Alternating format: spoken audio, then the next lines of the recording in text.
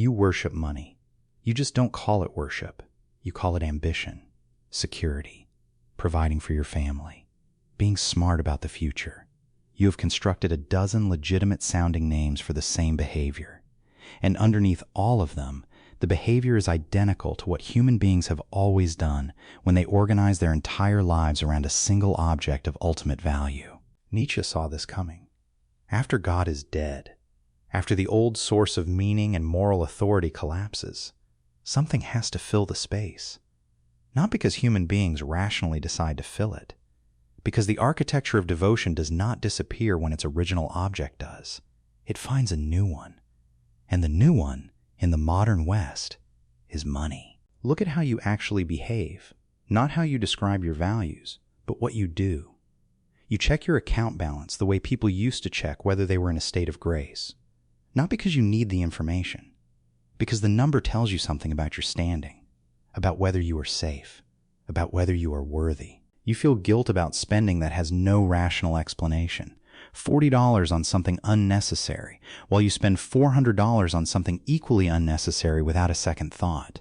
The guilt is not about the $40. It is about the violation of a moral code you have internalized so completely you no longer recognize it as a code. You delay the thing you actually want, the project, the change, the direction, until you have enough, not a specific enough, a felt sense of enough that keeps moving forward as you approach it. This is not financial planning.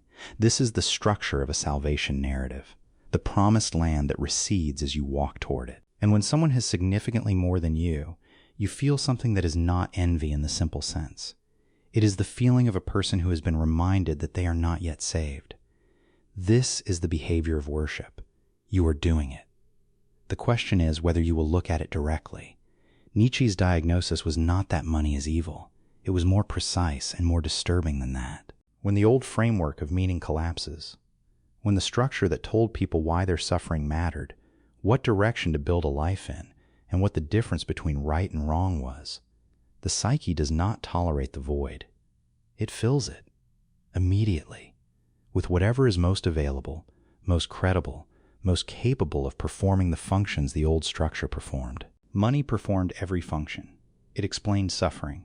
You are poor because you have not worked hard enough, have not been disciplined enough, have not wanted it sufficiently. Suffering has a cause, and the cause is you. This is the Protestant ethic Nietzsche identified as the residue of Christianity that persisted long after the theology was gone. It promised salvation. Accumulate enough and you will be free, safe, immune to the contingency that makes ordinary life so threatening. The number in the account is the promise of a future where the bad things cannot reach you. It provided moral judgment. The wealthy are disciplined, productive, valuable. The poor are not. The market, like providence, distributes its rewards according to merit. This is not an economic observation. It is a theodicy, a justification of how value is distributed in the world. Every theological function, new object, seamless substitution. Here is what makes money a more effective object of worship than God was, in one specific way. God required faith. You had to choose to believe in something you could not see, could not measure, could not demonstrate to a skeptic. That requirement created friction. It made the devotion visible to the devotee. You knew you were making a leap. Money requires no faith. It is real. It is measurable. You can see the number. You can watch it grow or shrink. The devotion feels like rationality, like simple responsiveness to obvious reality, rather than like the choice to organize your life around an object of ultimate concern. This is precisely what makes it more dangerous as a meaning structure. Idolatry that knows itself as idolatry is already halfway to liberation. Idolatry that mistakes itself for common sense has no exit visible from the inside.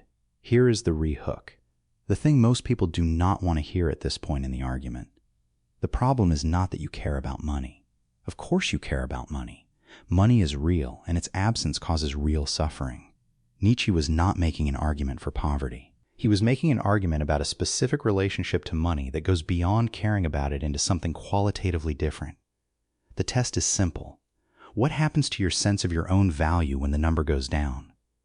Not your anxiety about the practical consequences. Your sense of who you are. Whether you feel like a less significant person. Whether the version of yourself that had more felt, more real, more serious, more worth taking seriously. If the number is doing that, if it is functioning as the primary input into your assessment of your own worth, then it is not a resource you are managing. It is a God you are serving. And the distinction matters because resources can be evaluated, redirected, used strategically. Gods cannot be questioned from within the worship. Nietzsche identified the psychological mechanism that keeps the worship invisible. He called it the ascetic ideal, the structure by which suffering and self-denial are given meaning through their relationship to a higher goal.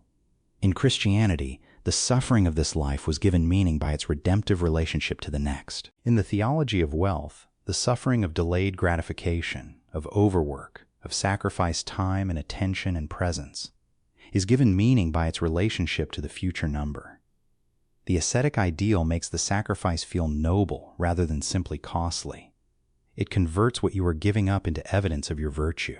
The person who is working 80 hours a week and missing their children's childhood is not suffering pointlessly. They are investing. They are disciplined. They are doing what responsible people do. This narrative is so complete, so culturally saturated, so reinforced at every level of institutional life that the person inside it cannot see it as a narrative. It simply feels like reality, like what serious people do, like what you owe the people who depend on you, which is exactly how the ascetic ideal functions. It makes the cage feel like the only reasonable place to be. Nietzsche's actual position, and this is the part most people miss, was not that you should reject money or pursue it. He did not offer a counter-theology. He was specifically not in the business of replacing one blind devotion with another. His position was, examine what you are substituting for what. Every hour you spend accumulating beyond sufficiency. What specifically are you not doing instead? Not in the abstract. What specific direction, what specific relationship, what specific version of your actual life is being deferred until you have enough?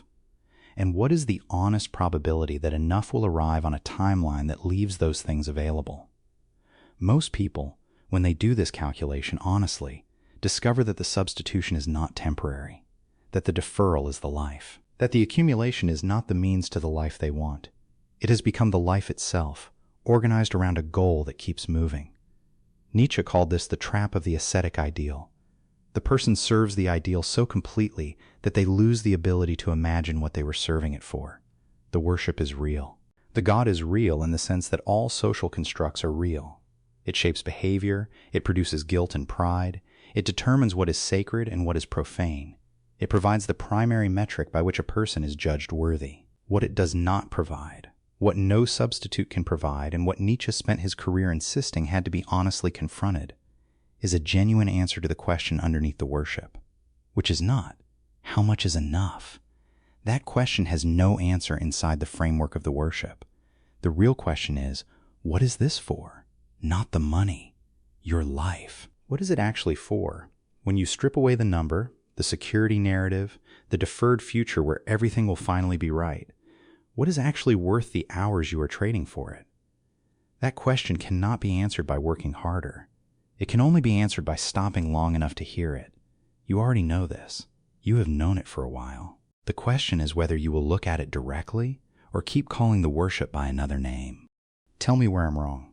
Comment section is open, and I read every one of them. Subscribe if this actually made you think. Philosophy every week. No fluff. No motivation posters.